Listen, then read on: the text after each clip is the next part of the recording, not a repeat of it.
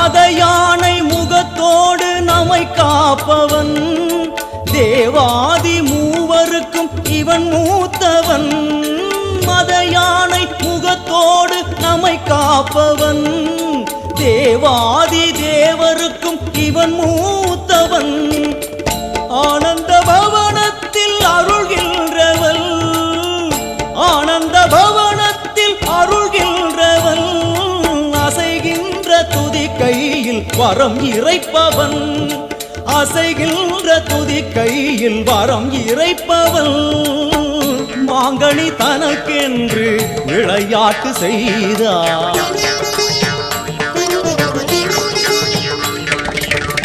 மாங்கனி தனக்கென்று விளையாட்டு செய்தான். அதனாலே அதை இன்னும் உண்ணாமல் வைத்த அந்த 5 கரங்களே